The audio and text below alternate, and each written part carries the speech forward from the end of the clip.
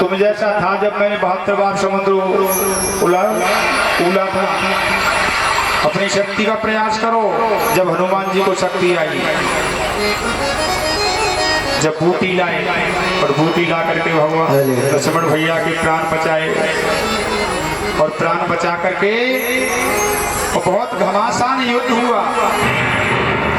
घमासान युद्ध होने के बाद में रावण को पराजित करके और सीता मैया की वहीं पर अग्नि परीक्षा हुई लंका में। और लंका में अग्नि परीक्षा होते समय,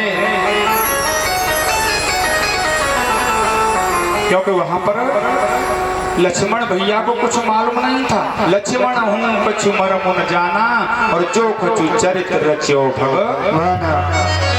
किसी को मालूम नहीं थी कि ये दीनानाथ क्या कर रहे हैं, क्या लीला रच रहे हैं। लक्ष्मण जी को तो ये मालूम नहीं था कि ये छाया रूपी सीता मैया थी, असली थी। लक्ष्मण भैया को तो जब मालूम पड़ी है जब लंका में अग्नि परीक्षा हुई है। अग्निदेव असली सीता को लेकर के आए। अब जो छाया रूपी सीता है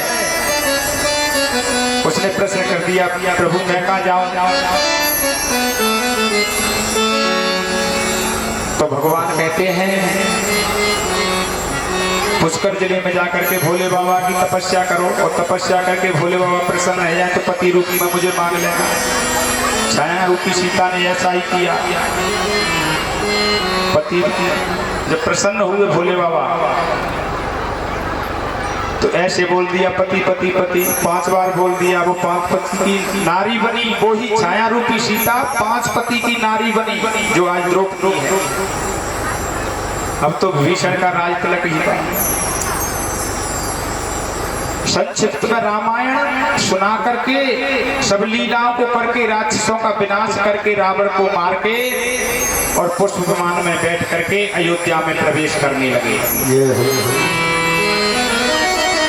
क्योंकि रामायण कहें तो 1 घंटे की कथा थी लेकिन घंटे 2.5 हो गए। संक्षिप्त में रामायण चलती है क्योंकि अभी चंद्रवंश में भी प्रवेश करना है। आज ही मेरे गोपाल का जन्म ही होगा, इसलिए मेरे भगवान राघवेंद्र सीता मैया बानरों सहित हनुमान सहित जाकर के अयोध्या में प्रवेश किया और अयोध्या में जाकर के और बड़े ही बोली राजा रामचंद्र भगवान